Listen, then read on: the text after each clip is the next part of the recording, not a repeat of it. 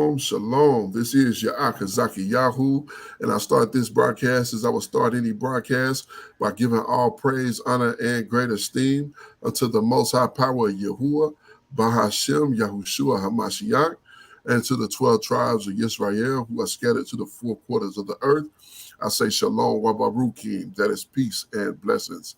And I cannot wait till the day that the Most High brings us back together, and we are once again 12 tribes, one family, one nation, under the Most High Power, under one covenant. Hallelujah. Hallelujah. Hallelujah, indeed. I'm joined this evening by my most esteemed Kenaniah. Shalom, my king. Hey, shalom, shalom, Aki. Shalom, shalom, family. All praises to the Most High for us being able to get into this word once more. Hallelujah. Hallelujah, indeed. Yes, indeed. So we have progressed to the point of the book of Ruth. I've gone through quite a significant piece of the beginning, completely through Torah into Joshua, the Judges, and now we are at the book of Ruth. We're going to read this entire book tonight, and then we're going to get into Samuel on tomorrow, Yom Shabbat, Abba willing. So let's go ahead and get to it and get through this quick book here. All right, so this is the book of Ruth, chapter number 1 and verse number 1. This is Naomi widowed. It says, "And it came to pass in the days when the judges ruled that there was a famine in the land, and a certain man of Bethlehem, Yehuda, went to sojourn in the country of Moab, he and his wife and his 2 sons. And the name of the man was Elimelech. Elimelech. Elimelech. Elimelech. Yeah, Elimelech. Elimelech. Salam, salam, salam, salam. Tolaki. Elimelech. I said salam. I was trying to say Salakia, as in excuse me. Okay. But Elimelech. Tola for correcting me that on that one. Elimelech is his name. We'll take a look at that here just momentarily, as well as Naomi and okay. And the name of his wife was Naomi, and the name of his 2 sons, Mahalan.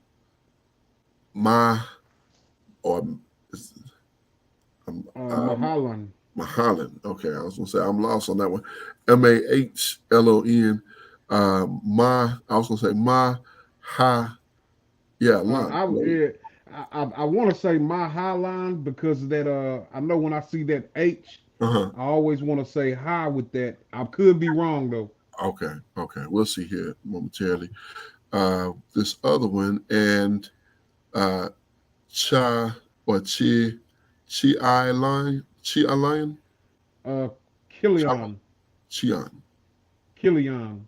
Slick out. Killian. Look, I'm putting Chi. I don't know where I'm getting Chi from.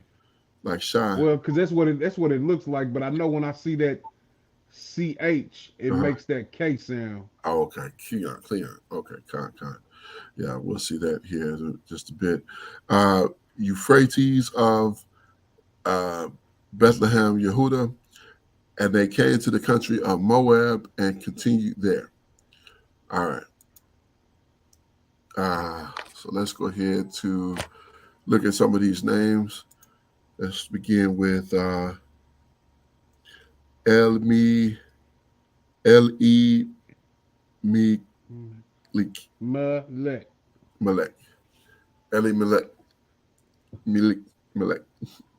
Elimelech. Okay, Khan.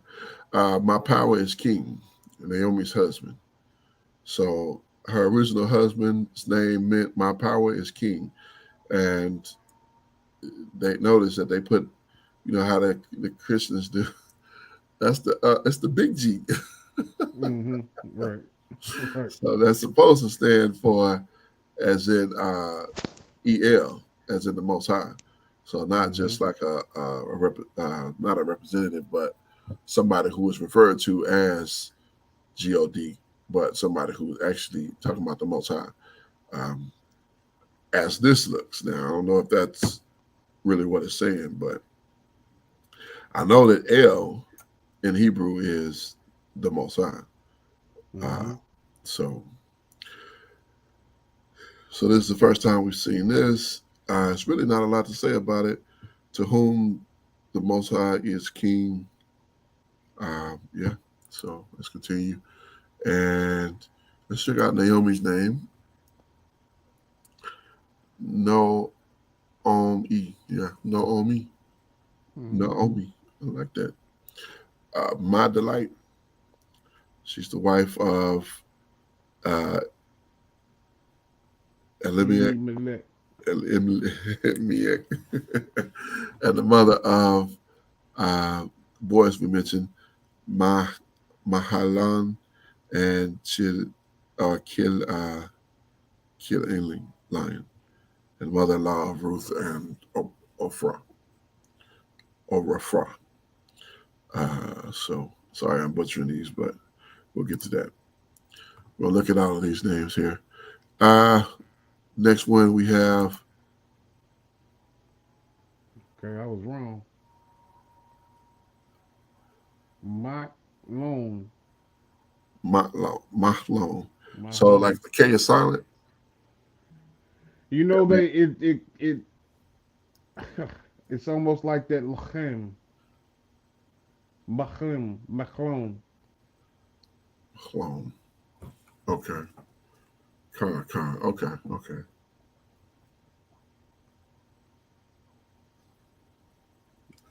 All He's right. sick. Uh, yeah. So sick. Yeah. Yeah. Okay. Huh. That's not a good name. Not a good name at all. Okay. Let's continue. Sometimes I see these names and I think, I could use that. But now and again, I'll see a name and go, no. So this is Kil Mm-hmm. Yoni. Kil Yoni.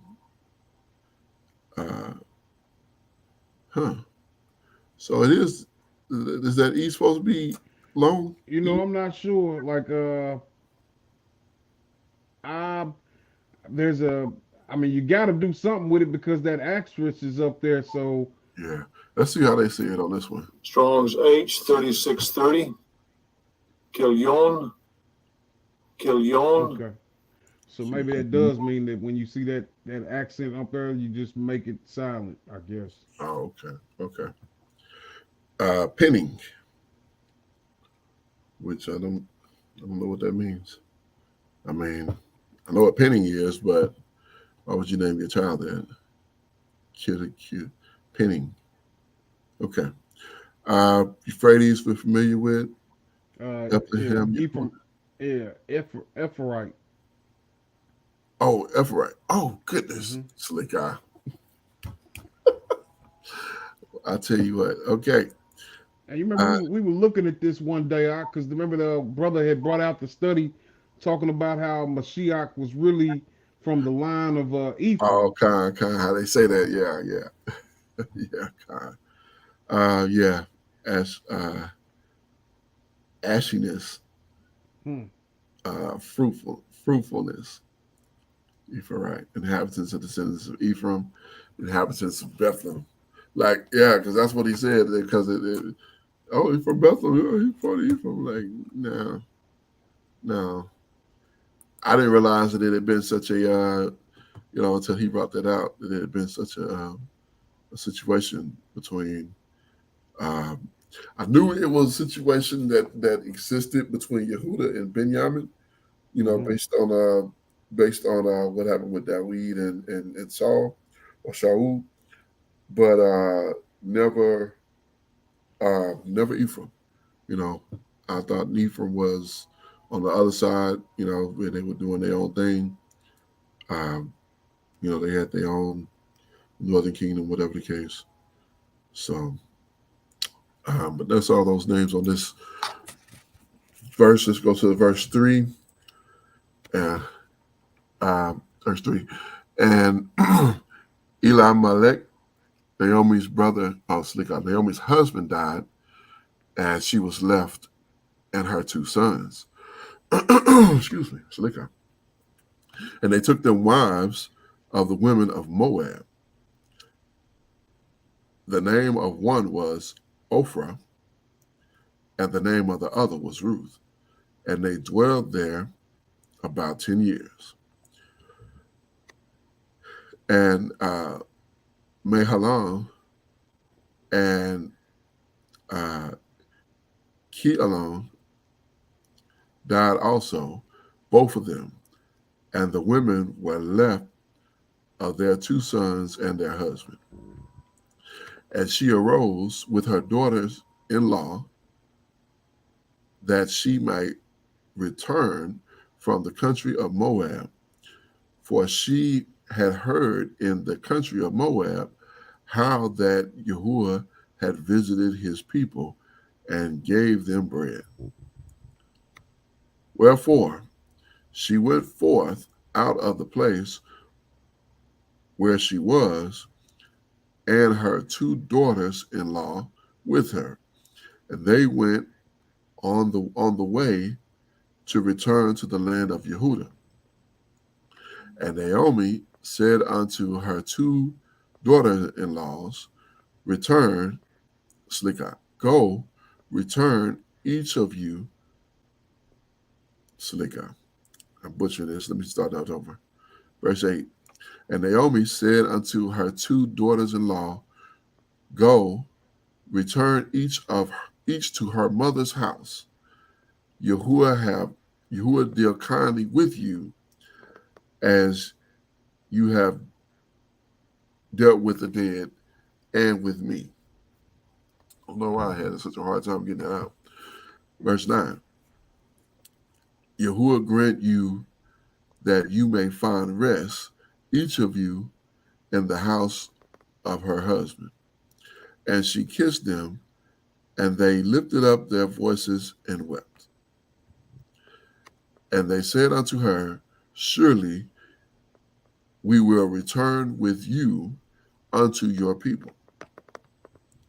And Naomi said, turn again, my daughters. Why will you go? Why will you go with me? Are there yet any more sons in my womb, that they may be your husbands?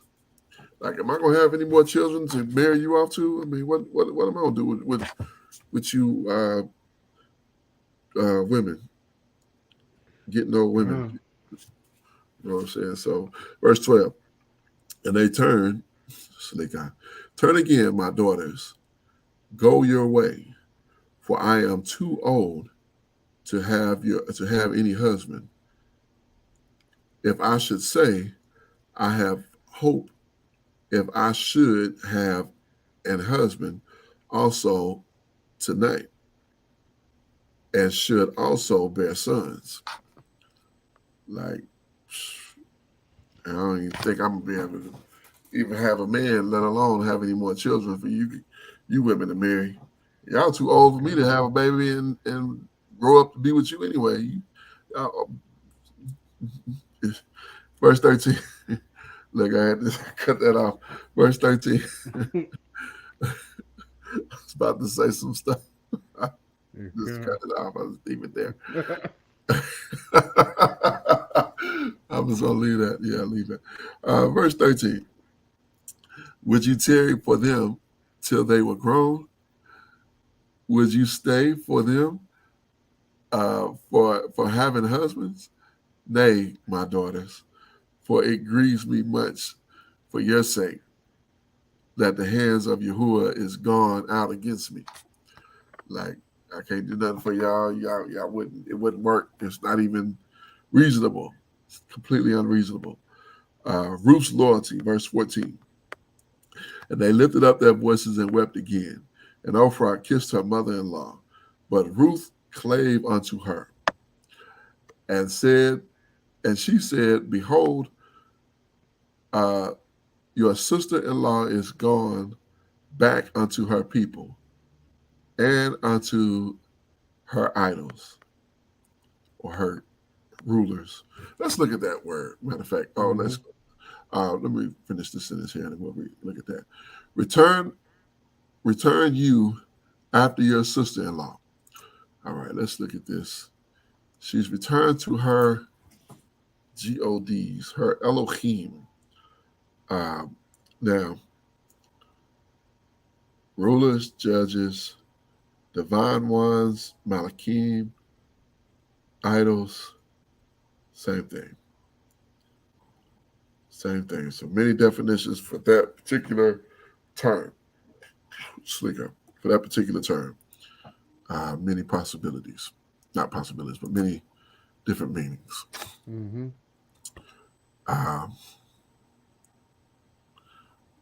Verse 16. And Ruth said, entreat me. Did we look at Ruth? No, we didn't. We did. It's not. Let me look at that real quick. Ruth. Ruth. Friendship. Naomi, wife of Boaz, great grandmother of Dawood. All right. Let's see what this says. Appearance of beauty or for a friend, which Ruth, proper noun for a woman of ancestry of the house of David, the history of whom is given in the book that bears her name. All right. All right, verse 16. And Ruth said, entreat me not to leave you or to turn to follow after you. Slick guy. I don't know why I'll be doing that. Let me start that again. And Ruth said, entreat me not to leave you or to return from following after you. For wherever you go, I will go. And where you lodge, I will lodge. Your people shall be my people, and now this is, that's your power, my power. That's what she's saying there. Your power will be my power. So I had another brother was saying that this was like as if she was talking about your rulers, but that ain't ruler. Right, that's the Most High. Yeah, your power will be my power. That's what she's literally saying. That's how they put it there. You know what I'm saying? That's how I'm seeing it here. Let's take just a brief moment. I'm gonna pull up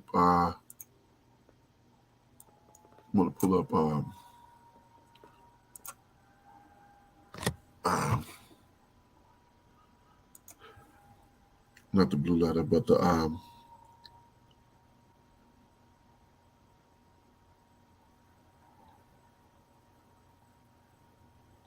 where's Ruth?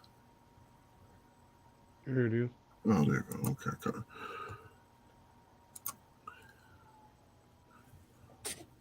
What verse was I at? 16. All right. But Ruth said,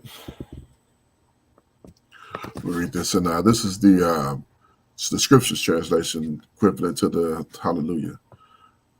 So it says, but Ruth said, do not urge me to leave you or to go back from following after you. For wherever you go, I will go, and wherever you stop, I will stop. Your people is my people, and they put that pretty much the exact same word. Mm-hmm. I was hoping they would give us something better, and then they put that note on there. Okay, let's continue. So from what I'm seeing here, and then even in there, because them putting that as the way they wrote that, I know that's not the Most High in the sense of El, but I don't know. It kind of leaves it But the fact that it's uppercase and not lowercase, I don't know. Let's continue. Verse 17.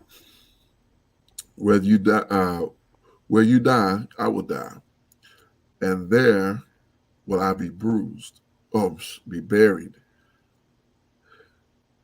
Yahuwah did so to me, and more also.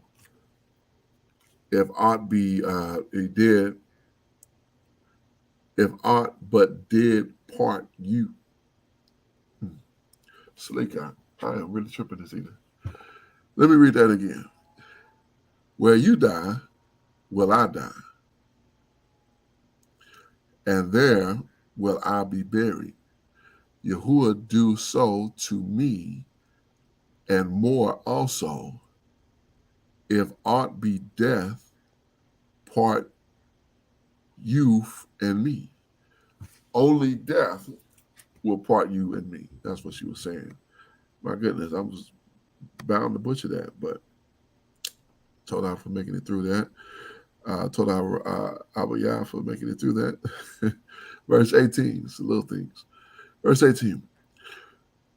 When she saw that she was steadfast minded to go with her, then she left speaking unto her.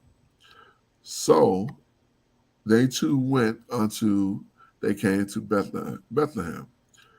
And it came to pass that they were come to Bethlehem, that all the city was moved about them. And they said, is this Naomi? Verse 20. And she said unto them, call me not Naomi, call me Mari.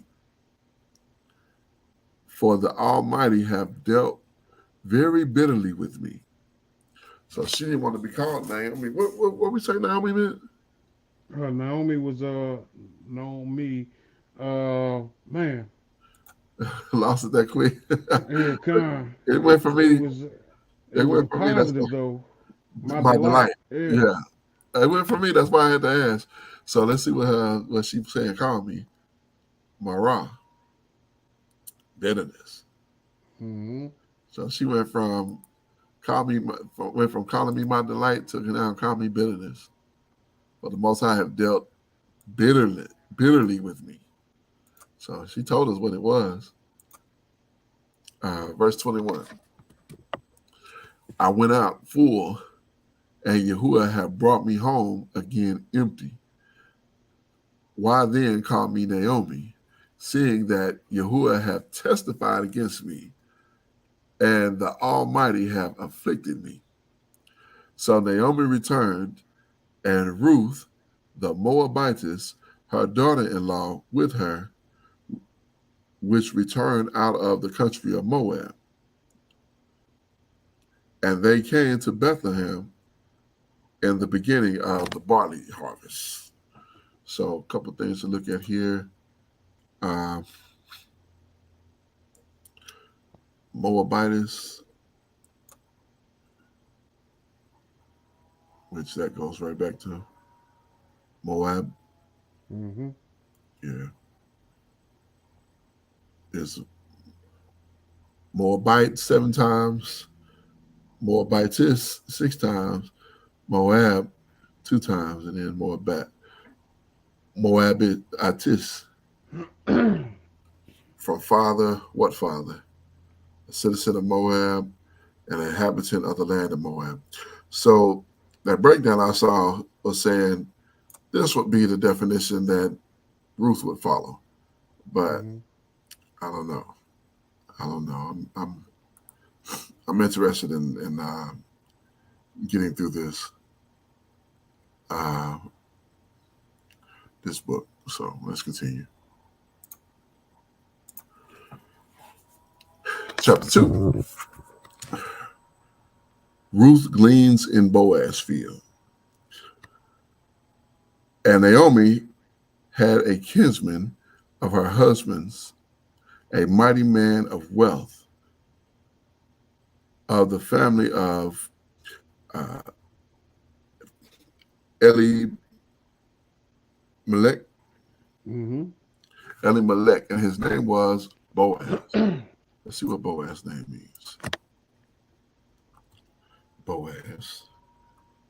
Uh, feet, Fleetness.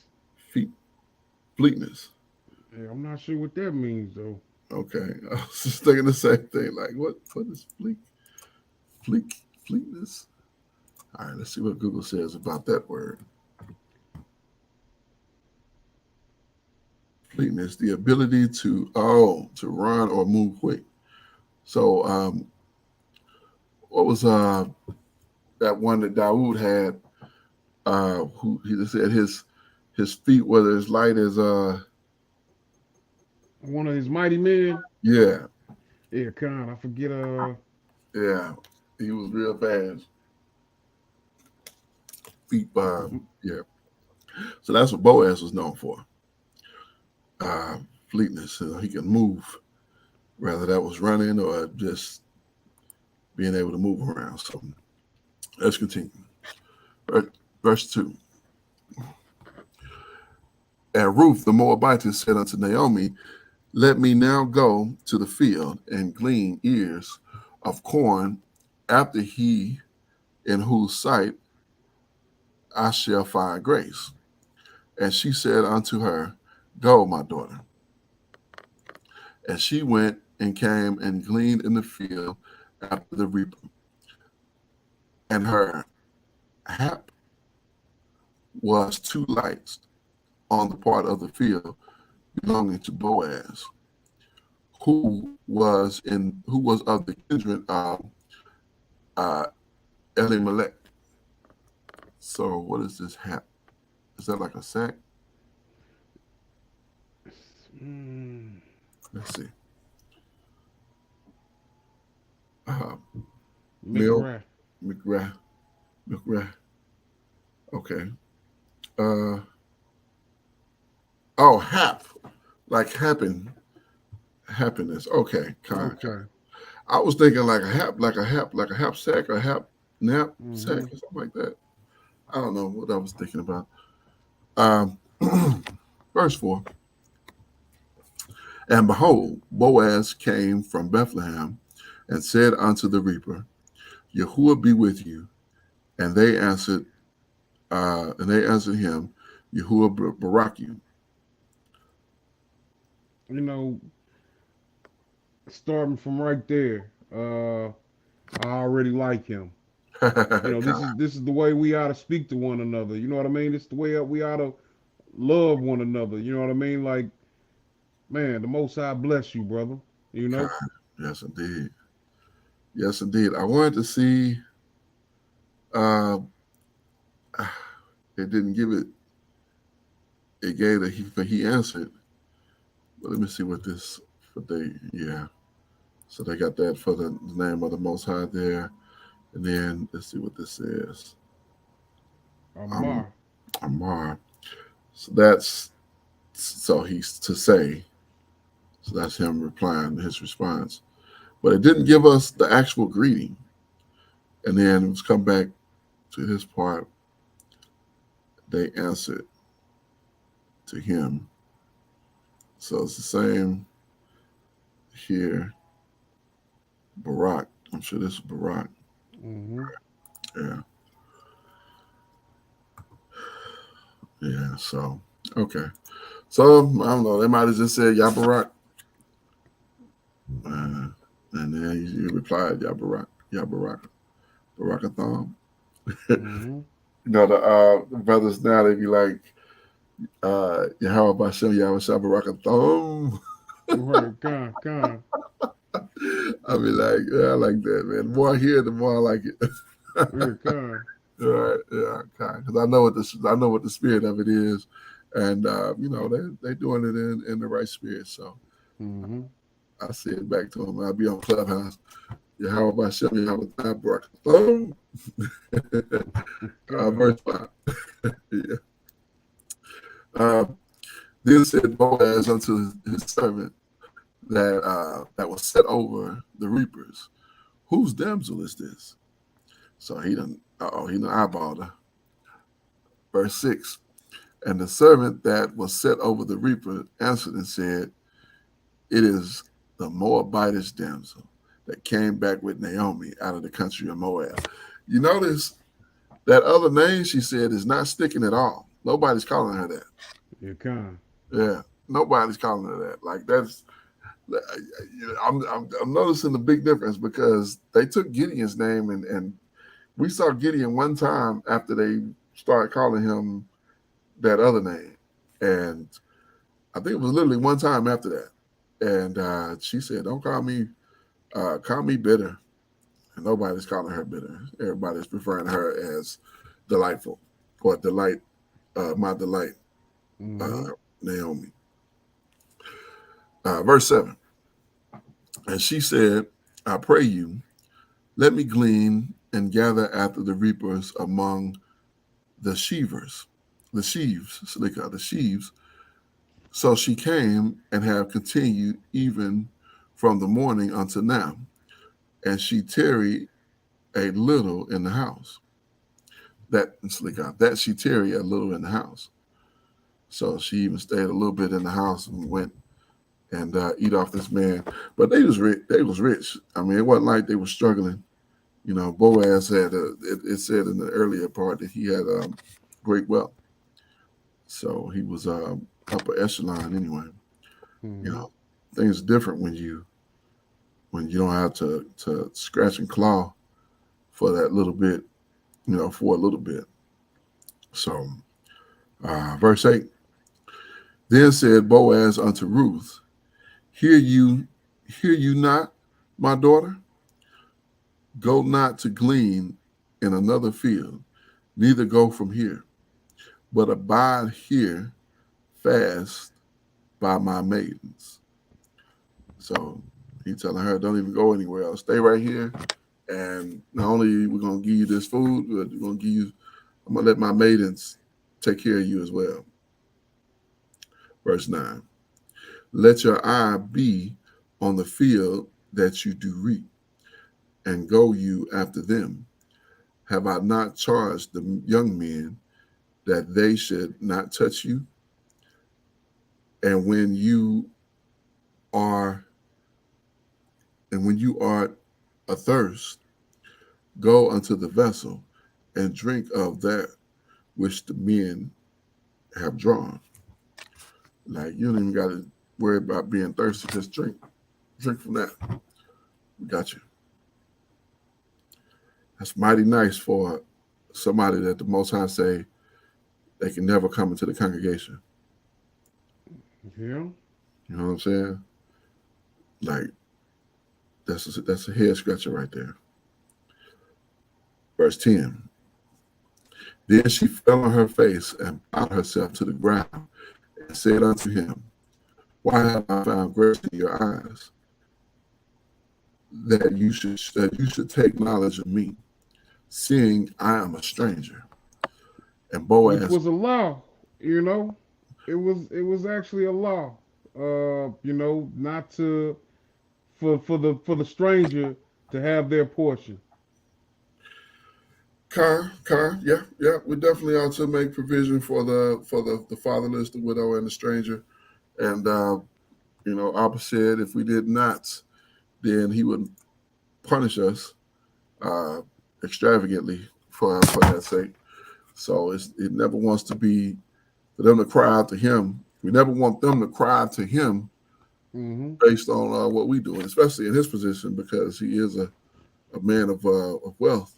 So he don't have any excuse. It's not like it's not like these two poor people and they trying to scrap over the last shred. You know that they don't know what else is after this.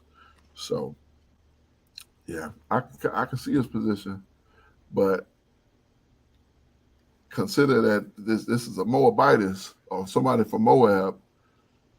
You know, for her to be, for the Most High to have said what he said about them, even to the point when we get to Nehemiah, they all the mixed multitude separates. Like, oh no, we can't deal with y'all. You know what I'm saying? Y'all, no, y'all got to go. So, verse 11. And Moab answered and said unto her, it have fully been shown me all that you have done unto your mother in the law since the death of your husband, and how you have left your father and your mother and the land of your nativity, and are come unto a people which you know not thereof, which you know not heretofore. So you come into a people you don't even know. So, okay. Verse 12. Yahuwah recompense your work, and the full reward be given you to Yahuwah, power of Israel, under whose wing you are come to trust. And full reward be given to you of Yahuwah, power of Israel. So yeah, he definitely talking to her like she a stranger. Mm-hmm. You know what I'm saying? He not talking to her like she part of Israel, you know. yeah, part of the nation. Like, yeah, you just over there with them. Now you over here with us. You know, we saw how the elder dealt with the brother, you know, the Levite, you know, coming passing through. He was lodging in the street. He was like, "No, you gotta come in. You can't lodge in the street. You gotta come in here with me." But then we saw how the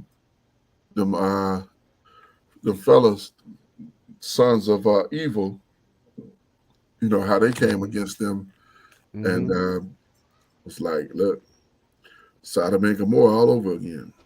Here come. Yeah. Verse 13. Then she said, "Let me find favor in your sight, my master, for that you have conformed me, comforted me, Mm-hmm. and for that you have spoken friendly unto me, unto thine handmaid." She called herself his servant. "Though I be not like unto one of your handmaidens." Like, I'm not even equivalent to one of your handmaidens. Here come. Yeah, I think all what was off on that one. But that video he made, because he kind of had me convinced. But reading this now, I'm like, not seeing it. Verse 14. And Boaz said unto her, "At mealtime come you hither, and eat of the bread, and dip your morsel in the vinegar." And she sat beside the reaper, and he reached her parched corn, and she did eat, and was sufficed, Mm-hmm. and left. So she ate till she was good, and she went on about her business. Huh. All right. Let's continue. Verse 15. And when she was risen up to glean, Boaz commanded his young men, saying, "Let her glean even among the sheaves, and reproach her not." Like, hey, get away from those sheaves.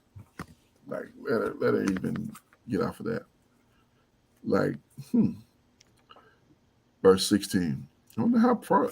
They must have been pretty poor. She must have been pretty poor, Naomi, and all of that. Because, okay, let's continue. Verse 16. And let fall also some of the handful of purpose for her, and leave them, that she may glean them, and rebuke her not. Mm-hmm. So she gleaned in the field until even, and the beast and beat out that she had gleaned, and it was about an ephod of barley. An ephod of barley. Okay, kind. And she took it up and went into the city, and her mother-in-law saw what she had gleaned, and she brought forth and gave to her that she had reserved after she was sufficed. So I don't know. It's just it seems so unusual, all things considered, because I mean, put things in perspective. This is a man of Israel, a man of Yehuda, and Bethlehem, who's rich, affluent, well known, well respected. And rather than looking at the daughters of his own people, he's looking at this stranger. And he's so engulfed in her, like he's not even paying any attention to, anybody else. This man could be, he could elevate his own people. Which I'm saying he's not doing that. He could very well be doing that, but he could be taking one of the daughters of his own people and really. And I think also, Mhm. it's like Naomi is Israel, right? Yeah. And Naomi has traveled to a foreign land, and things haven't fared well for her there. Mm-hmm.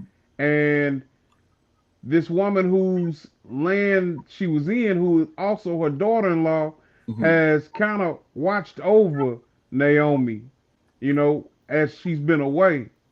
Okay. And to me, what he's doing is reciprocating that.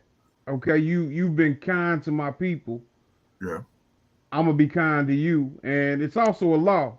It's also a law that I do these things, but not only am I gonna do these things, but I'm also gonna speak pleasantly to you, Mm-hmm. because he's heard about their story. Okay. And you're right, like he's aware that she no longer has a husband. I believe that he's aware. Well, I'm not sure if he's aware that he's a kinsman. Well, I guess he would know that he's a kinsman of Her husband. Elimelech. Mm-hmm. Yeah, at Yeah. this point, that's why he's letting her glean there. So Yeah. you I know, mean, I get all of that, and that's that 100% understood. But I just find it so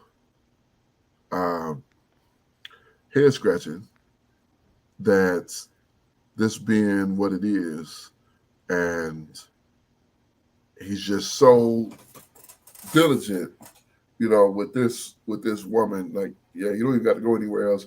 Just stay over here with us, and then just let her do whatever she wants to do, and let her have whatever she wants to have. Even give her. We got plenty. I get it. He's got plenty, and hmm like I said, things are different when you have plenty than when you operate from scarcity. You know what I'm saying? So it's a different setup, but even that, I mean, he got his own people. He's in the Bethlehem, so he's in a place for his own people. Now we know to understand the law of gleaning. You don't completely clean everything. You leave some for the fatherless, and even if you're not fatherless, widow, or a stranger, you can come through and pick off of the trees and eat. You just hmm can't put it. You just can't sack it and go sell it. That's not what that law exists for. That law exists so you wouldn't be hungry. right, kind of good point. You know what I mean? You can't Yeah, take more than what you need. You know what I yeah, mean? exactly. I mean, you can stay there and eat as long as you want.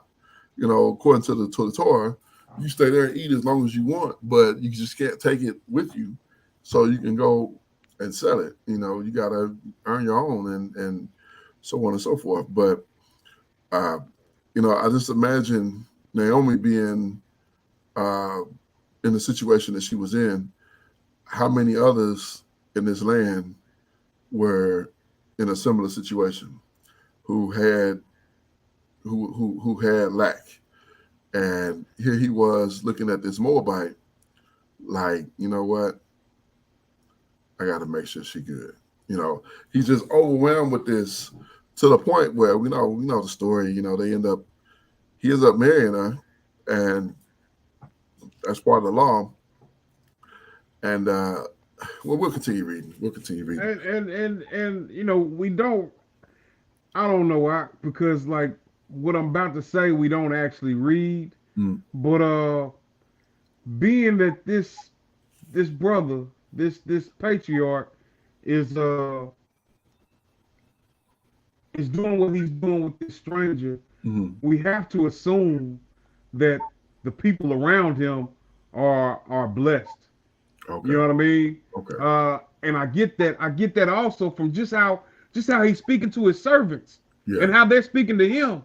Right. Yeah. You Yeah. know, these people. It's almost like the situation with Father Abraham, how those servants that were around him Mm-hmm. were blessed. You know Right. what I mean? Like I Okay. just have to assume that. You know what I mean? I Yeah. don't actually read it, but I Well, kind of do.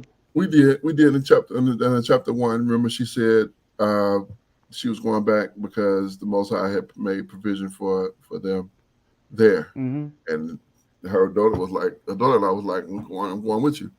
While the Uh-huh. other daughter-in-law was like, peace, I'm out. I'm gonna go do my own thing, go try to catch me a hero. And so she stayed with her and ended up, catching Boaz. And so I don't know, I wouldn't dare say that there were no poor. I think that they would be poor people. And I've had this conversation before with brothers, with Akeem. And the conversation was basically, because I've noticed in black communities, in places where black people are sufficient in numbers, that usually the people who are out begging are not black people. Mm-hmm. Usually the people who are panhandlers, they are usually Caucasian people. Mm-hmm. But in this in this situation, it's that same mindset, and I'm just know that they out there cleaning up because they out there on the corner. They got a sign, and they asking black people, my people, for their money for give me something, and every few minutes they standing on that corner. Every little bit, somebody sticking something out the window when they coming to get it. And by the Mm-hmm. end of their day, they probably much better than they was before they started. So, Mm-hmm.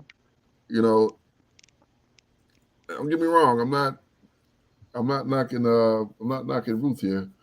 Uh, but I'm just wondering about how is it how is this thing so prevalent in Israel, where especially this one, because this one goes to the next degree to where even Dawood comes as what I'm saying, this is his grandmother. That this woman would be his grandmother. Good point. I think it's let's see, Obadiah. Or great great Obadiah had Jesse. Yeah, great grandmother. Yeah. great grandmother, yeah, kind. So I mean, that's like, wow. You know, this is a Moabite who the Most High said they can never enter into the congregation. And yet this Boaz is so compelled by this woman's situation and her story that he not only marries her but has seed with her, and she now is a part of the lineage of the tribe of Yehuda. To David, to Solomon, to Hamashiach, so on and so forth. So it's interesting. So let's continue. Verse 19. And her mother-in-law said unto her, where have you gleaned today? Slicka. And where were you? Where Roth you? That's where, right? Uh, Rodis. Rotis. Yeah, Rotis. That's like, yeah, what were you, right? Mm-hmm. Okay. I thought I was looking at that right. Look, some of this water. You know, it's that time of year, fall time, where things get, you know, unruly. Uh, Blessed be he that did not acknowledge you, Salika. Blessed, blessed be he that did take knowledge of you. I don't know how I said that completely wrong. And she showed her mother-in-law with whom she had wroth, and said, the man's name with whom I wroth today is Boaz.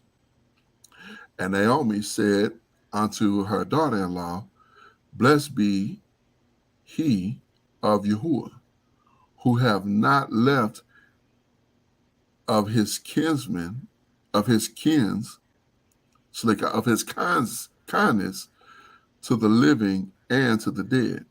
And Naomi said unto her, the man is near of kin unto us, one of our next kinsmen.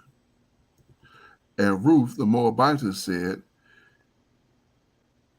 he said unto me also, you should keep fast by my young men until they have ended all of my harvest. And Naomi said unto Ruth, her daughter-in-law, it is good, my daughter, that you go out with the maidens, that they meet you not in the way in any other field. Slikai, in any other field. So they meet you not in any other field. So Mm-hmm. keep out there what Boaz is. So Ruth saw what was coming. Oh, not Ruth. Naomi saw Mm-hmm. what was coming. God. Verse 23.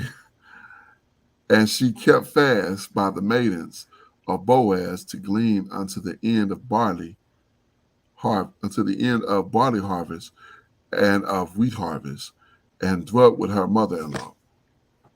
So, I mean, it's just one of those. It's just one of those things. Like, I don't know.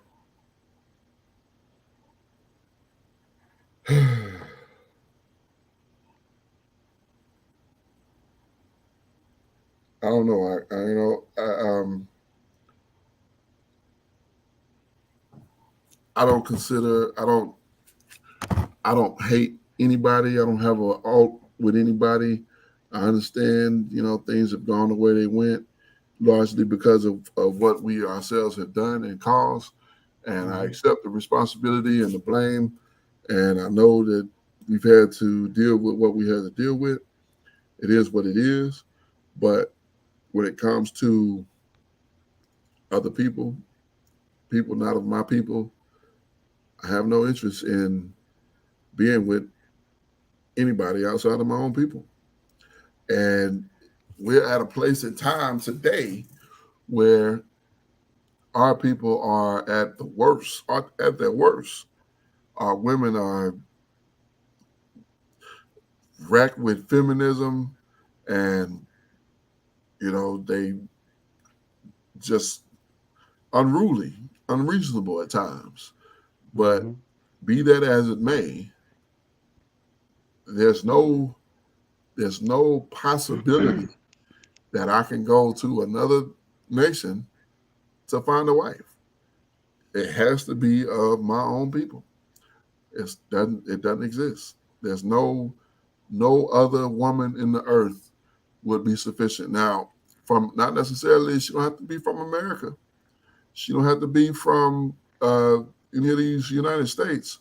She can be from anywhere else and have a different culture or a different outlook on things and operate differently. I would very much like that.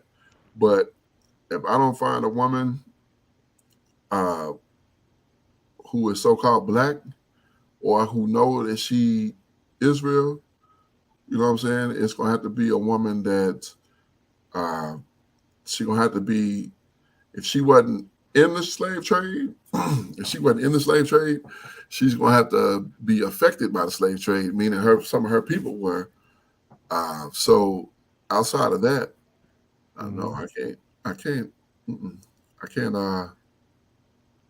I'm not. Mm-mm. And even if which I don't, I think I'm absolved with that because again, my brother and I have different beginnings, different fathers. So I wouldn't dare think that I would be tied to this law like Boaz was, and maybe that was why I would have gladly taken off my shoe in this situation. If I was, if I was in a situation like this, and my brother had married a foreigner, I would gladly take off my shoe and say, "Go ahead, and spit in my face," but I'm not marrying that woman. Okay. Yeah. You know, I'm I wonder if Boaz was looking at it like that, or was Boaz looking at it like this woman is not an Israelite, but she is a Hebrew. I mean, maybe so, but You know, she's not my people directly, but she is from and the seed of Terah. right, yeah, from the seed of Abraham, not Abraham, but yeah, from the seed of Sarah, yeah, yeah. You know, but what you said, cause I mean that's law as well. I kind of want to look at that, like at some point. But you know, a Moabite shall not inherit. Is it to the tenth, even in the 10th generation, or does it actually say forever? Let's see. Let me pull up a. I know it's 20. Is it 23? Hold up. Let me.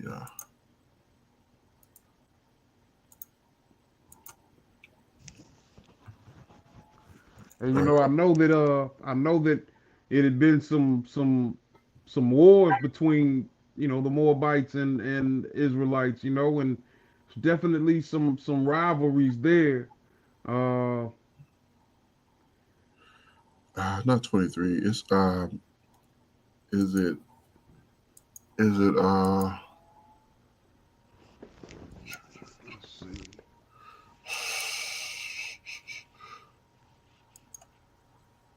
Uh, I'm drawing a blank. Uh, is it? A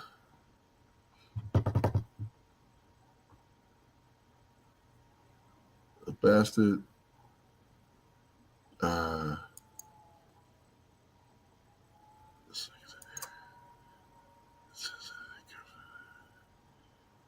it's not 18. It's 19. The congregation's children said, "Holy man, his father." It's hold on, I'm pulling it up now. Okay. Deuteronomy 20 23 and 3. Oh, I'm tripping. I'm in Leviticus. Okay. I'm in Leviticus. No wonder I'm like, all right. So, persons excluded from the assembly. That's the beginning. That's the headline. Verse 1. He that is wounded in the stones or have his privy member cut off shall not enter into the congregation of Yahuwah.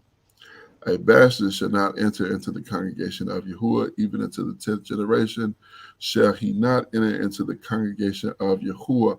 The Amorite or Moabite shall not enter into the congregation of Yahuwah, even to their 10th generation shall they not enter into the congregation of Yahuwah forever. Con. There it is. Forever.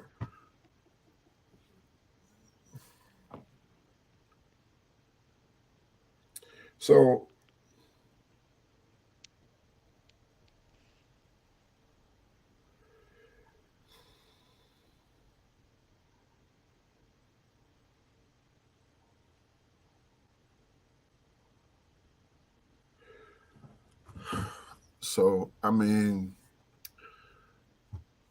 all things considered, you know, knowing that Boaz had to know about that. Mm-hmm. You know what I'm saying? And dealing nicely with a stranger, I get that. I wouldn't have a problem with that at all. But putting her, part of the reason why I can never do that is because I cannot corrupt my my pool, my gene pool. I want my gene pool to be clean, and I'm not going to bring. I know these are still children of Terah, but I know these are lost children, but no, I no, mean, I definitely feel that. I can't argue that. You know what I mean? Like I get that and I understand that. I yeah, feel like for me, uh, no other woman is gonna understand my plight in this world. It's the so-called black woman. You know what I right, mean? yeah, Uh, no buts about it. I kind, do know also though that Yehuda took a wife from Canaan. yeah, Yehuda also got his son a wife from a Canaanite. Tamar was a Canaanite, yeah. Uh, Consider and though, consider yeah, though. I mean, consider that. We read that not long ago. hmm Consider that though. It was not. You're talking about the patriarchs. uh-huh, So the only option, I mean, Isaac, to get a wife for Isaac, he had to go back to his father's people, and to get a wife, to get him a wife, to get Jacob a wife, he had to go back to his mother's people. hmm So you know what I'm saying? It's well, did I say that right? he said to his mother's people. No, no, his mother's people, Salakia. So he went. So to get Isaac a wife, he went to Abraham's people. To get Hmm Isaac, to get Yaakov's wife, they said, I can't say it straight. Jacob ended up going to Laban, who was his To his wife's mother's sister, brother. yeah, his mother's brother's child. Right. And that's who he Yep. took, was his so yeah, I said it right the first time, but I'm thinking I'm messing it up. But but yeah, so because if he went to his father's brother, it would have been Ishmael. And that's who hmm Esau went to. He went to Ishmael and took a daughter. When he saw the daughters of Canaan didn't please his father, he went to uh, uh, Ishmael and got hmm his daughter and married and made her his wife. So it wasn't like there was and I'm not to make excuses for Yehuda and his son and whatever the case, but it wasn't like it is where we're reading now, where there was a plethora, where Israel had multiplied, and so you wouldn't have to worry about being so close to your. I mean, they only had one sister that they named, and he hmm certainly couldn't take his sister to be his wife, but um, you know, he could have waited to his. Well, I don't even know if he could have waited to his brothers. He was one of the older brothers, Yeah, he was fourth brother. fourth brother, fourth son. So, you know, so I don't know. It just it. I mean, at that time, it really wasn't a building to really go into. Hmm You really was trying to break to get the foundation laid. This was literally the foundation that we're talking about. It all hmm began with Abraham, but you get to these boys. I say the boys, I mean the patriarchs for us. Reading about it is like seeing them as young men growing into grown men. That's why I say these boys. I don't mean you know what I'm saying. So not trying to be insulting, not trying to disrespect the patriarchs, but it really wasn't a lot of places he could go. Certainly not Canaan, and I know Moab would have been in the same situation, but. Um, You know, again, You it's know, just here's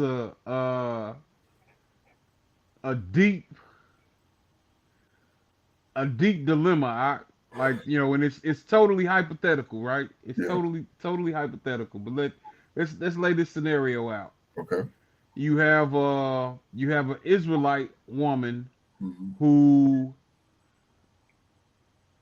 hates the Most High, Okay. right? And Yeah. you have the opportunity to be with her, or you can go and take a Gentile who is learning to trust upon the Most High. Now, this is not the situation that Boaz is in, because Right. again, you know, there's other sisters Right. uh, that are in the land that are, you know, I would venture to say that they are Yah fearing. Right. But I'm just saying, like, I'm thinking about that scenario. You Yeah. know, would I rather wife a woman who hates the Most High, Hmm. or would I go and take a woman who fears the Most High and is learning to trust Him? I would take neither. Hmm. I've elected to need to take neither. But I guess if it was a must-do situation, like Benjamin was in, you know, You go and get that Gentile. well, no, I would. I'm sorry, I wouldn't. I wouldn't do that. I wouldn't. That's not an option for me. I wouldn't do that because again, my for the sake of my gene pool, I know the father carries the seed. That Y chromosome goes from father to son, and I get that. Con. However, you look at Blake Griffin. You know, Yeah. his father took a Gentile, and he had him, and his son is unrecognizable. He he's not recognizable. Uh, You know, I honestly, I would go and grab. And I hear everything you're saying, but I would you know, if I was in that situation, I would probably go and wife the Gentile versus a woman who is hating the Most High. You know, well, I think, from a genetic and standpoint, and it's hypothetical. You know, yeah, it's hypothetical. hypothetical, Y'all be praised that we're not in that situation. You know. kind. Yeah, like I said, and from a genetic standpoint, if that was what my only two options, uh, and and my seed had to go forth, um, no, I would take the woman of my own people. Mm. I would because consider go back to what we read thus far. We read what was the yeah uh, was it yeah, it was Gideon that had 70 sons. Is and then the one that his concubine son ended up killing 69 of those boys. Exactly. Exactly. The one he had by the Gentiles. He murdered almost all his other sons. So, you know, that just goes to show, like, I don't know. I I mean, mean, but I mean, we got some wicked ass folks, you know, that are blood Israel. You know what I mean? That have done some wicked things also. You know. yeah, I can't deny that. I mean, and it's not about again. The reason I would say I would take them of my own people is because for the sake of my gene pool, I would hate for two generations because we know where we at now. We know where they was at. We talking about the children of Lot. Mm-hmm. Lot was Abraham's nephew. Yeah, a black man as well, or you know, Exactly. a Negro as well. You know. Exactly. So these are Negroes. You know. Exactly. So these are Negroes, and these are people who look very much like us. Yeah, Very, very similar to yeah. the children of Israel. We're probably separated by customs and traditions, and uh, Exactly. that's Yep. pretty much it. Yep. Otherwise, you put us in a lineup, and you probably can't tell who's what, who's what. That's good point. Good Yeah, point. kind. So I'm sure the hair is the same. The skin texture is similar, and it's probably no difference, and they probably got different variations as we got different variations. Uh, so it's not even a race component attached to this, but it's just for the sake of which in that situation it really wouldn't apply because you're not going to gain or lose really anything at this time Yeah, con. because you're dealing with somebody who similar situation. So Yeah. I guess in that scenario, then yeah, I mean you could deal with the Gentile who's you know, but but man, it brings you right back to like to think that she's mentioned in the line of Hamashiach. You know what I'm saying? Like, oh yeah, Hamashiach mother was a heathen. One of his mothers was a heathen.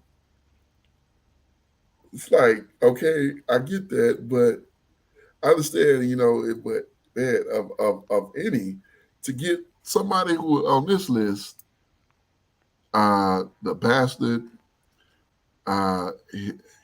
he only had his was wounded and his stones could his private member was cut off. Then it's over for that. He not having any more children. He not having any children. But and then you got the Moabite, the Amorite, and the Moabite. Like, let's get one of them, one of those two. Let's bring one of them in here. Uh, it's like, man, could you do anybody else except somebody on these lists? You know what I'm saying? Like, I would almost, I don't know. Can you get anybody except somebody who shouldn't be, who the Most High said forever, not forever? Can we get anybody else? But You can. you know, Hey, you can't get around that because okay, that's the script. yeah, yeah. I Forever. mean, forever. And that's not only the script. That's the Torah. That's Mm-hmm. the law. So, all right, let's continue. I said this thing wouldn't go no way. We go an hour. God. we we hour 12 right now. We just chopping it up. We are halfway through this for 4 chapters. But yeah, kind. All right. Want me to pick up our? Yeah. Go ahead. Yeah, tell that. All right, this is the book of Ruth, chapter 3. Boaz will redeem Ruth, verse 1. Then Naomi, her mother in law, said unto her, my daughter, shall I not seek rest for thee, that it may be well with thee? And now it is not Boaz of our kindred. So I thought I was getting ready to sneeze. All right. Oh, okay, that's right. Verse 2. And now is not Boaz of our kindred, with whose maidens thou was. Behold, he whineth barley tonight in the threshing floor. Wash thyself therefore, and anoint thee, and put thy raiment upon thee, and get thee down to the floor. But make not thyself known unto the man, until he shall have done eating and drinking. See, And Naomi it, is she really pushing this thing. yeah, You yeah. know? And there's in the so-called New Testament, I know that it says that one of Paul's letters, he talks about how the young women should listen to the words of the older women, or the older women should be giving wisdom to the younger women. Right. And that's what I'm reading right here. Yeah, absolutely. Um, and we'll continue in this chapter, but I remember uh how she even goes about telling her to do this situation. Mm-hmm. Uh yeah, but verse 4, and it shall be when he lieth down that thou shalt mark the place where he shall lie, and thou shalt go in and uncover his feet, and lay thee down, and he will tell thee what thou shalt do. Mm. So, she didn't tell her to go and show him her ass or Right, show her, the tits. right, It's subtle. You know what I mean? right. Now cover his feet, and he'll Yeah. tell you what to do after that. Yeah, but Boaz is not your typical dude. Right, This is an upright man, so those things are not gonna attract his mind anyway. right, You right. know? Well, he already, he already. I think she sees. I think Naomi is seeing that she's already. He already has. He's showing interest in her. He's already showing interest in her, Uh-huh. and so he's putting her in a position. So Naomi is now trying to put her in a position to where she can get the deal closed. Mm-hmm. So, and again, she's not telling him to go and throw it at him. She's saying, do some little subtleties and show him that you a woman that will be worth his time. Like, this is my kinsman. This is somebody in my, this is family. And So show con. him that you worth his time, and you'll be able to get him. Basically, is what she's Mm-hmm. doing. And Uh, con. so, but I don't know if he wouldn't have, if he'd have just been like, "How you doing? Nice to see you. Feel free to eat whatever you like, and if you need something else, just let us know. We'll be happy to do whatever we can." And I'm out. You know what I'm saying? If he'd have done Right. that, then she would have probably been like, "Oh well, He ain't really checking for you. no, he ain't checking for you. He just, he just being nice." Right, That's what right. being nice would look like. Oh, yeah, you, Naomi, yeah, okay, yeah. By the way, yeah, whatever you like, let my people know, and we can hook you up something. You can take it with you. That's cool. I'm not even tripping. So, uh, Mm-hmm. but shalom, I'm out. you know, and that would have been fine. But if she went back and told her that, she wouldn't be putting together these little intricate uh, ideas. Girl, go in there and uncover his feet and see what happened. Mm-hmm. Nah, she wouldn't even been saying nothing like that. She'd have been like, "Girl, he ain't finna fool with you." Yeah, con. You know what I'm saying? So, uh, Verse maybe 5, I believe, right? verse. Okay, kind. Maybe 4. Did we read 4? Yeah, no, she Yeah, said yeah, she. we read 4. Con. Verse 5. And she said unto her, all that thou sayest unto me, I will do. And she went down into the floor, and did according to all that her mother-in-law bade her. And when Boaz had eaten and drunk, and his heart was merry, he went to lie down at the end of the heap of corn. And she came softly, and uncovered his feet, and laid her down. So she lay down at his feet, right? Mm-hmm, mm-hmm. And it came to pass at midnight that the man was afraid and turned himself, and behold, a woman lay at his feet. And he said, who art thou?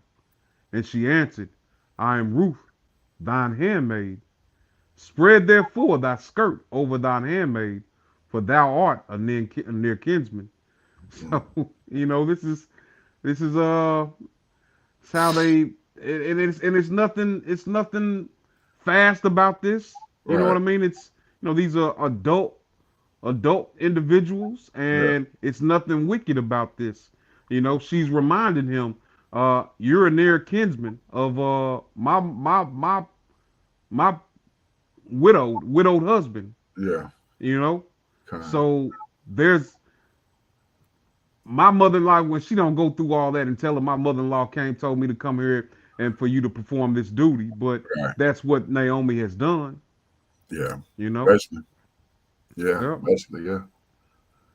Verse 10. Mm-hmm. And he said, blessed be thou of Yahweh, my daughter, for thou hast showed more kindness in the latter end than at the beginning, inasmuch as thou followest not young men, whether poor or rich. And now, Slocky, you had something, Mark?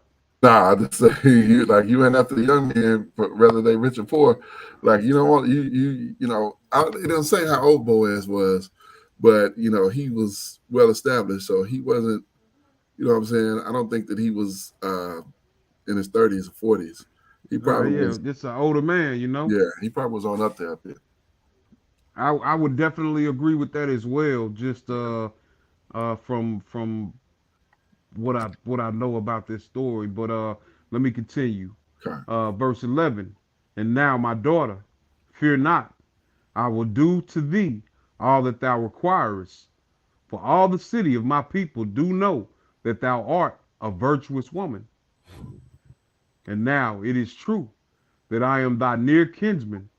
Howbeit, there is a kinsman nearer than I. Tarry this night, and it shall be in the morning, that if he will perform unto thee the part of a kinsman, well, let him do the kinsman part. But if he will not do the part of a kinsman to thee, then will I do the part of a kinsman to thee. As Yahweh liveth, lie down until the morning. You know, this is an upright dude, Kind, you kind. know. Absolutely. But see, I didn't see in that law where we read where you went from that one to this one to that one. Now, I know it would go if your say you had 5 brothers and one marries the wife and he passes away before they have children. Brother number 2 should take the wife and perform that part of the kinsman. Well, if it's like the scenario they gave Hamashiach, like they was all with her, so who's is she? But Mm-hmm. that went into something completely different. But the point of the matter is, it never said, the law didn't say if you go to him and he refused to take her to raise up seed to his brother, then she shall loose his shoe from his foot and spit in his face and say unto the elders, he refused to do to raise up seed to his kinsperson. But it never said, well, if he don't do it, then his brother gonna do it, or if he don't do it, then his cousin will do it, or his uncle will do it. It doesn't say, it didn't get into any of that. So I'm kind of at a loss here with this. There's one closer than me. So if he won't do it, according to the Torah, she's supposed to loose his shoe and spit in his face. Mm-hmm.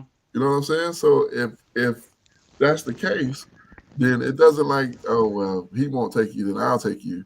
Like that's not. I don't know. I'm not saying that he's wrong, but that's not written. We didn't read that. Mm-hmm. We didn't read that, so I don't know. I don't know. It's just like I said, some of this is head scratching, probably because we've been disconnected from it for such a time, and now we're trying to come back after dealing with the slave mind and to get understanding, and it's just not clear as how he would go into this situation. I'll say this. I had a professor that was Masolo was from Kenya, Mm-hmm. and he would call his nephew Mm-hmm. his nephews. He didn't call them his nephews. Mm-hmm. He called them his brother. His brother. Okay. That was common terminology. Mm-hmm. Their brother. Okay. Likewise, I think that because I don't have any proof of this, but I think that's kind of how we do now. Like that's my brother. Right. You know what I mean? Like we don't have it's my brother. Right. Yeah. But you're right. Like we're disconnected from that, so we don't really know exactly how these things went down. Like when the elders were having these conversations. Kind. Yeah, and I'm saying this. I'm just pointing this because I get it. Yeah, he's doing the upright thing, but I think he's doing it because he wanted her initially when he saw her, when he inquired about her. Like, who is that? You know what I'm saying? Who is that? We read that was in chapter 2 when he said when he saw her, he was like, who is that lady? Who is that lady over there? Like, oh, that's Naomi's daughter-in-law. Oh, Naomi. Oh, Well, Oh, he used some restraint out because if he wanted her, he could have took her. oh yeah, yeah, yeah. You know. Don't get me wrong. I'm not saying he didn't use restraint. Definitely, definitely, Hmm. definitely used restraint. I mean, he went about it the right way, 100%. But at the beginning, when he first saw her, he him asking about her, like you'll never see a cat look at a woman and say, "Who is that?" You know what I'm saying? Hmm. If that's not some interest, like, oh, that's a woman, that's a nice looking, you know what I'm saying? It's got to be something there, because you don't be looking at some dragon lady and be like, who is that? You know Right. what I'm saying? Right. Right. You wouldn't look at a woman and be like, who is that? It's like, oh, okay, yeah. So situation aligned properly, maybe something can happen from that. We can see, but if it's not, if it doesn't align properly, then it is what it is. She's somebody's wife, then I'm not interested. But if she's Right. Con. available, you know, see what happened. But uh, Hmm. so I mean, so it was from the beginning. So yeah, he went about it the right way. Don't get me wrong. I'm definitely not knocking him. I mean, I just find again, we go back to this fact that this woman's name is listed in the lineage of Hamashiach, and I'm sure he was cool with that, but I don't know how he was cool with that with the Devarim 23:3. You know, like, did you know? Hell Well, of yeah. course he did. Of course, he didn't know that Hamashiach was coming through his line. Yeah. And maybe he was okay with her not entering the congregation. You know. maybe he was. I mean, he had to been. You know. That's a head scratcher. You know what I'm Yeah. saying? Con. That's a head scratcher. That's a head scratcher. I don't know. I don't know. You know, I don't know. I All mean, right. I'll okay, go pull it ahead, up. go ahead, go ahead, go ahead. All right. Verse 14. And she lay at his feet until the morning, and she rose up before one could know another. And he said, let it not be known that a woman came into the floor. Also he said, bring the vow that thou hast upon thee, and hold it. And when she held it, he measured 6 measures of barley, and laid it on her. And she went into the city. And when she came to her mother-in-law, she said, who art thou, my daughter? And she told her all that the man had done to her. And she said, these 6 measures of barley gave he me, for he said to me, go not empty unto thy mother-in-law. Then said she, sit still, my daughter, until thou know how the matter will fall. For the man will not be in rest until he have finished this thing this day. All praises, man. That's literally one of my favorite couple of verses right there. Oh, at that And the very end. reason that yeah, just those no those last two well actually that last verse right there. Okay. And the reason that I say that it is when we're moving correctly and being upright and fearing the Most High and being about these law, statutes, and commandments and having the faith in the Messiah, Uh-huh. there's a way that our women look at us when we're doing this. You know what I mean? Okay. Uh, she knows that this situation is gonna be resolved. So she's telling her daughter-in-law, man, you chill out. You ain't got nothing else to do now. He's gonna take care of that. This is how my people are. You Right. know what I mean? It's almost a brag without even being a brag. You know Okay. what I mean? Yeah. Okay. Okay. Yeah. Yeah. I feel you on that. I feel you on that. Chapter 4, the headline, the marriage for. God. All right. Verse 4, All right. Slakia, chapter 4, verse 1. Then went Boaz up to the gate and sat him down there. And behold, the kinsman of whom Boaz spake came by, unto whom he said, ho, such a one, turn aside, sit down here. And he turned aside and sat down. And he took ten men of the elders of the city and said, sit ye down here. And they sat down. And he said unto the kinsman, Naomi, that is come again out of the country of Moab, selleth a parcel of land which was our brother Amalek's. And I thought to advertise thee, saying, Buy it before the inhabitants and before the elders of my people. If thou wilt redeem it, redeem it. But if thou wilt not redeem it, then tell me, that I may know. For there is none to redeem it besides thee, and I am after thee. And he said, I will redeem it. Then said Boaz, What day thou buyest the field of the hand of Naomi, thou must buy it also of Ruth the Moabitess, the wife of the dead, to raise up the name of the dead upon his inheritance. And the kinsman said, I cannot redeem it for myself, lest I mar my own inheritance. Redeem thou my right to thyself, for I cannot redeem it. So what has happened here? So basically, he's like, he was interested in the land, but when he threw in the Moabite, he was like, nah. And he was like, the I Zakiyahu on cannot that one. mar my own inheritance. Yeah. Oh, okay. So maybe he didn't want to raise up seed because he had already had how he was going to divvy up his land or something to his children. Uh, I mean, he was interested in that land. He said when he said to him, verse 4, he said, I advise you, saying, buy it for the inheritance and before the elders of my people. If you will redeem it, but if you will not redeem it, then basically I'm after you. He said, I will redeem it. Like, I'll take it. Yeah, I'll take it. I'll take the land. Mm-hmm. Then he said, also, you must buy it also of Ruth the Moabitess, the wife of the dead, and raise up a name in the inheritance. And the kinsman said, I cannot redeem it for myself, lest I mar my own inheritance. I think he's saying what I'm saying, like, nope, not putting that in my bloodline. I think that's basically what he's saying here. He's like, I'm not putting that in my bloodline.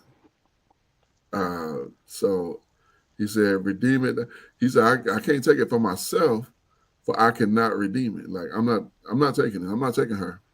I would love to have that land, but I'm not taking her. So, yeah. Okay. All right, verse 7. Now this was the manner in the former time in Israel concerning redeeming and concerning changing. For to confirm all things, a man plucked off his shoe and gave it to his neighbor. And this was a testimony in Israel. See, Yeah. that's ironic because remember what the Torah said. Take off his shoe and loose his shoe from his foot and spit in his face. And so now he's saying this is the manner of in the former times of Israel concerning redeeming and concerning changing. For confirm all things, a man plucked off his shoe. So now he's taking off his own shoe and give it to his neighbor. Like, here's my shoe. I'm gonna take whatever it is I'm getting. And that's ironic. So yeah. All right, verse 8. Therefore the kinsman said unto Boaz, Buy it for thee. So he drew off his shoe.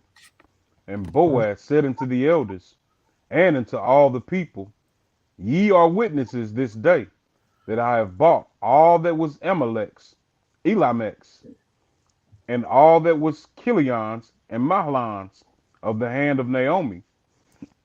Moreover, Ruth the Moabitess, the wife of Mahlon, have I purchased to be my wife, to raise up the name of the dead upon his inheritance, that the name of the dead be not cut off from among his brethren, and from the gate of his place. Ye are witnesses this day. And all the people that were in the gate and the elders said, We are witnesses. Yahweh will make the woman that is come into thine house like Rachel and like Leah, which two did build the house of Israel, and do thou worthily in the Ephrathah, and be famous in Bethlehem, and Famous let was an understatement. yeah, come. Yep. Yeah. Verse 12, and let thy house be like the house of Perez, whom Tamar bare unto Yehuda, of the seed which Yahweh shall give thee of this young woman. Mm. So I think Boaz, reference oh, Salaki. Matthew 1, 2 through 6. So Mm-hmm. talking about that's that where it goes into the lineage of Hamashiach. Mm-hmm. Yeah. Con. Verse 13. So Boaz took Ruth, and she was his wife. And when he went into her, Yahweh gave her conception, and she bare a son. And the woman said unto Naomi, Blessed be Yahweh, which have not left thee this day without a kinsman, that his name may be famous in Israel. And he shall be unto thee a restorer of thy life, and a nourisher of thine old age. For thy daughter-in-law, which loveth thee, which is better to thee than 7 sons, hath bore him. All right. Oh, so they The line of Dawid began here. mm, Verse 16. And Naomi took the child and laid it in her bosom, and became nurse unto it. Wow. So right. she was young, obviously young enough to. Well, I wonder, is that talking about actually milk, giving the child milk, or just taking care of the child? You know. Yeah, no, she gave nurse. I mean, she was feeding it. I mean, she was. I don't think she was as old. I'm thinking she's probably in her 30s. I'm thinking she's around 30, and because she was already married to him, and whatever time has gone by from them being married to him dying to her coming back with her mother-in-law to Bethlehem. So we probably talking. It didn't say, but I would venture to say probably a 10-year period Okay. until Con. she meets Boaz, and then as time goes by, I don't think it was a lot of time. I don't think they spent a lot of time together. I think within a matter of probably a couple of months, a few months, probably that they was ready to. If we're talking about the barley harvest, and I don't know if it's going to show, what season we in here, but if we may see, that's kind of the time frame that it went from them meeting to them getting married. But yeah, it's going through the lineage all the way I see on down. But go ahead. All right. Verse 17.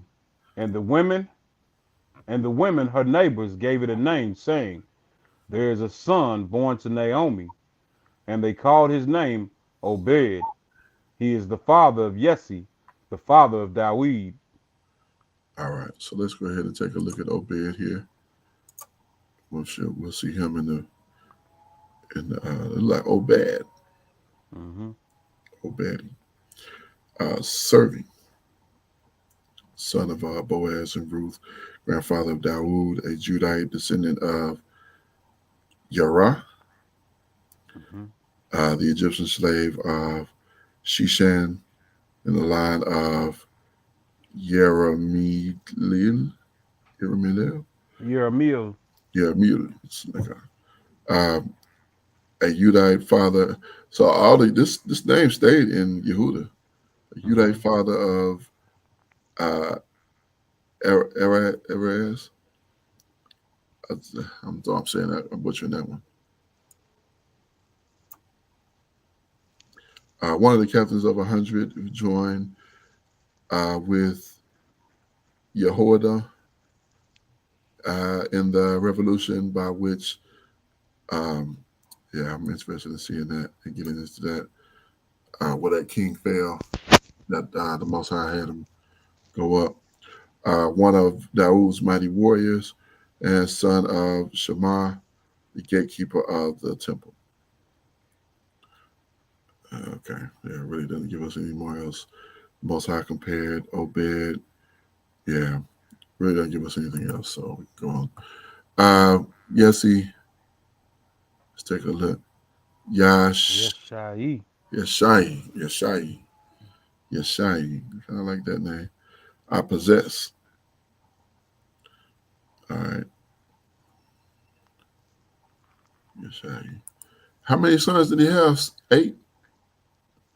Who was that? Yes, Yeshai. Oh yeah, Khan. I Like, believe it was eight. Khan. Yeah, David. David, beloved, youngest son of Yesse, second king of Israel. I think he was more like the, some would say the fourth king. Hey, Some say Khan. the first. Some say the first king was Yehuda, and Hmm. And then yeah, Moshe. then Moshe, and of course Shaul, and then Dawood.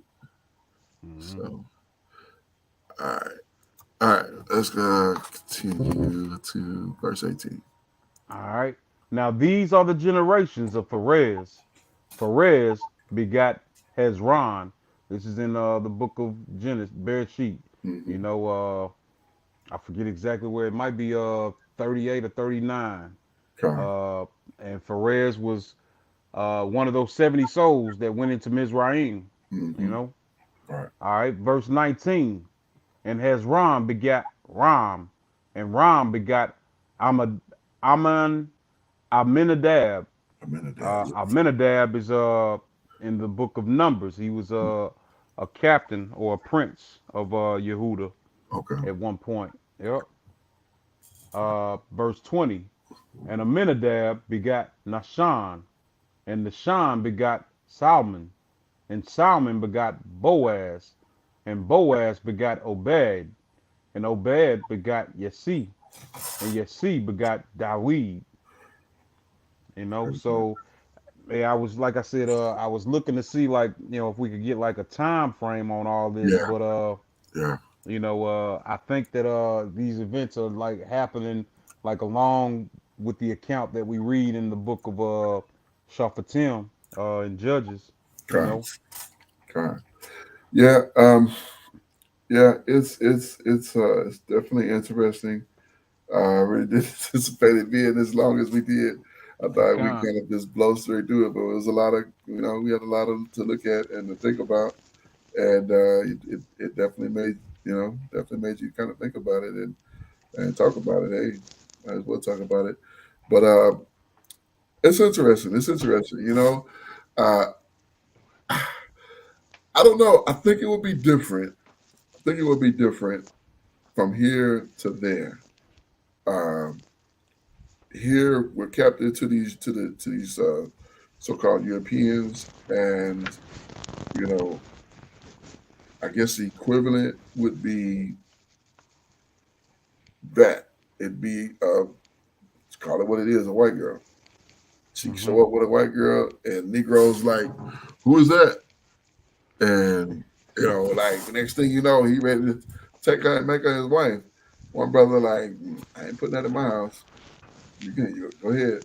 You can take her, and he glad to do it. And then she have his baby, and you got this.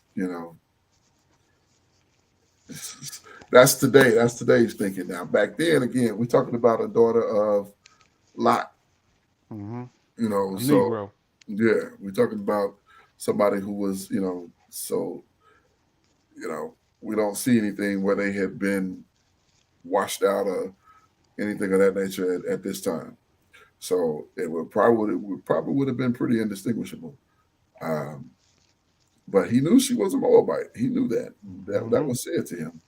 So the other brother was like, "Nope, I take the land, but no, she come with it. No, I ain't doing that. I ain't doing that one. So you can take her." And yeah, that was it. Took off his shoe and gave it to him. Like, go ahead. But yeah, it was just different. So yeah, I think tell you the truth, this is my first time reading this book.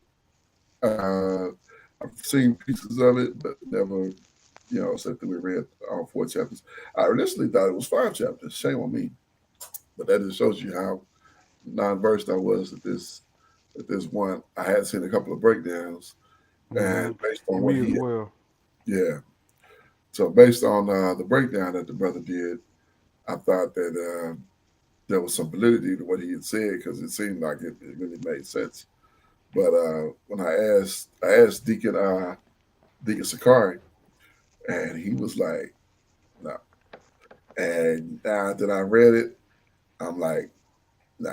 Mm-hmm. Oh, so the deacon says that she was a Moabitess as well, Yeah, he or said she from was Moab. Yeah. yeah. I'm gonna tell you, I've heard brothers say that she was actually an Israelite, but I'm gonna tell you what kind of seals the deal for me. Ike, if you could go to 1 Samuel chapter 22 real quick, Okay, kind. Let's get that.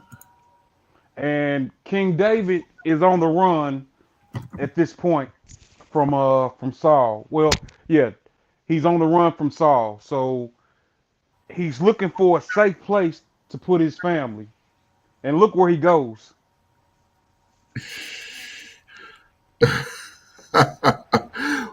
But what? Okay, so have you seen the tribe of Yehuda breakdown? Uh, Because if not, I'm gonna send it to you. okay, if you could send it But to me, all right. okay, because and it's not nothing you can watch. It's not a quick, it's a little bit, but you kind of see where he kind of came from, which kind of makes. I mean, the way he explained it makes sense, especially with me not have read it before. This is my first time reading this whole account, Mm-hmm. uh, start to ending. So I'm gonna send it over to you so you can take a look at it. We can talk about it a little bit more tomorrow. Kind of get into it, but I mean, you can watch it probably. I'm sure you better watch it before. It's let me see. I think it's in my favorites or my. I'll get it over to you one way or other. I'll find it. Con. 'Cause- but yeah. So you can check it out. I'm not on screen, am I? No, I'm not sharing.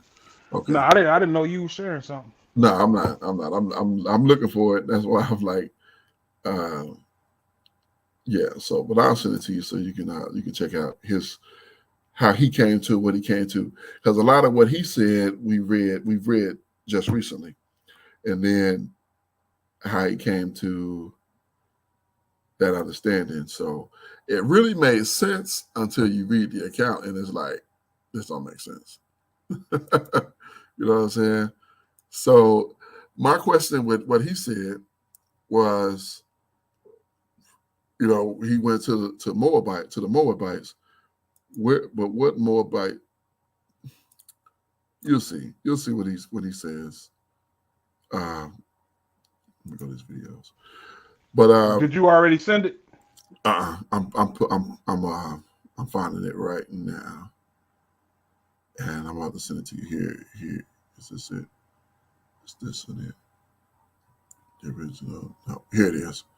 Here it is. Okay, so I'm gonna send this to you. Um, it's like an hour. It's like an hour and a minute. So it's not like a quick watch, but it's you know. Uh, Add to queue. Okay, let me click on it. Okay, yeah, it's muted. All right, yeah, I'm sending it to you right Okay, now. con. So, but yeah, I think again, I watched this first, and so that may have been, you know, but I don't know. It's interesting. It's really interesting to see, to think about. This is what I'm gonna do. How the other cat was like, mm-mm. Right. and yet Boaz was like, I'm taking. He was intrigued by her from the beginning, though. So, uh, and again, I mean, you can't. I don't think you can put her and the daughter of Zion next to each other and be like, which one is which. You really couldn't say. You know what I'm saying? You know how today. Okay, so you know how today they say Moab is Chinese and Amon is Japanese. That's not true. That's incorrect.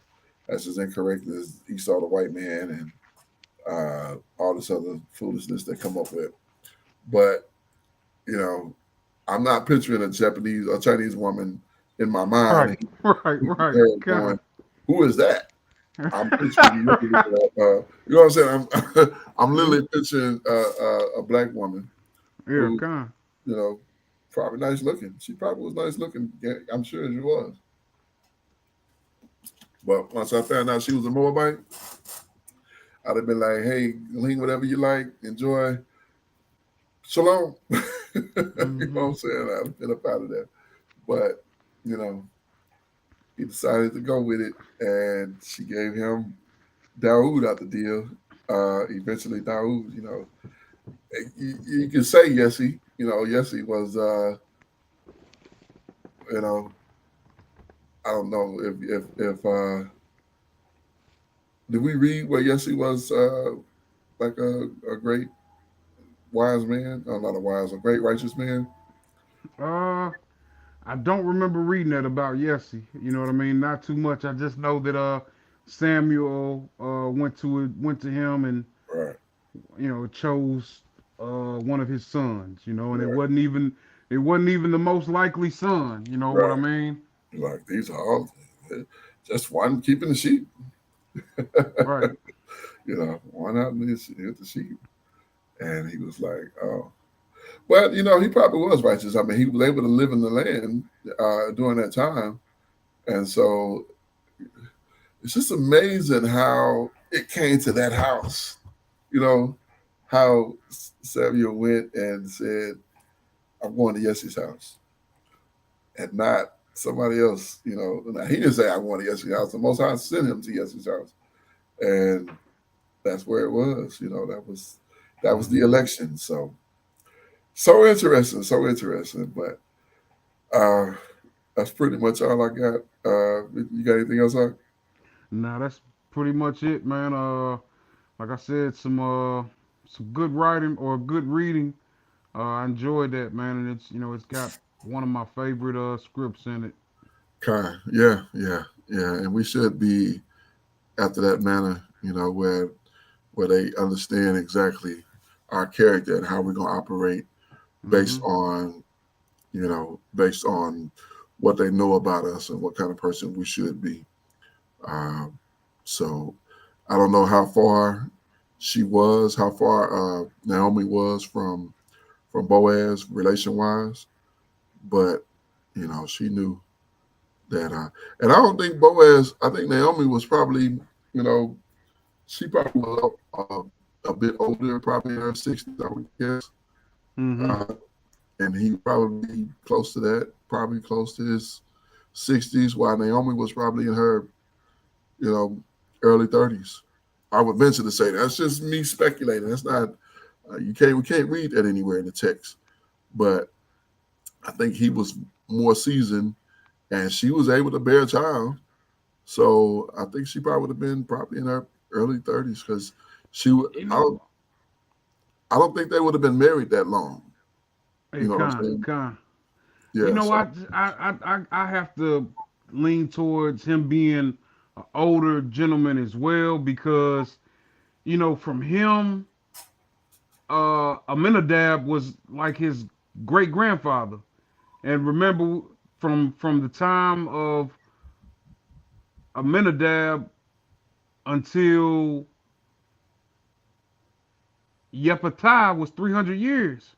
right, right. You know what I mean? So, and it's only like in between Aminadab and Boaz, it's only like four generations or four generations, Yeah, I believe. yeah. I think he was probably if he wasn't 60, he was probably 50, 55. He was somewhere Hmm. between. I would say somewhere between 55 and 65. I don't think he was no. I don't think he was no younger cat. You know, for the time, during the time of in Bereshit, 55, 65 was young. But Yeah, this time, when they was living to be, they was living to, you know, long like that, that would have been young. But at this point in time, where you looking at maybe 120 years, maybe, that's you older, 55 to 65. So for her to get a baby out of him, um, it's not unheard of. It's kind of common in this day and time because some of these women are dealing with these older men, and these older men are having babies, getting babies out of, giving these women babies. And that just show you that a man, continues until his life stops. Right, kind. All praises. Yeah, kind. Yeah. So, but it's interesting though. It's interesting. So, but yeah, with that, I give all praise, honor, and great esteem unto the Most High for Yahuwah, Bahashem, Yahushua Hamashiach. Joined this evening by once again my most esteemed Kenaniah. And to the 12 tribes of Israel, we give our, I'm about to say the wrong thing. I say shalom wabaruki, that is peace and blessings. And I cannot wait till the day that the Most High brings us back together. And we are once again 12 tribes, one family, one nation, under the Most High power, under one covenant. Until that day, shalom, Mishpachah. Hey, shalom, family.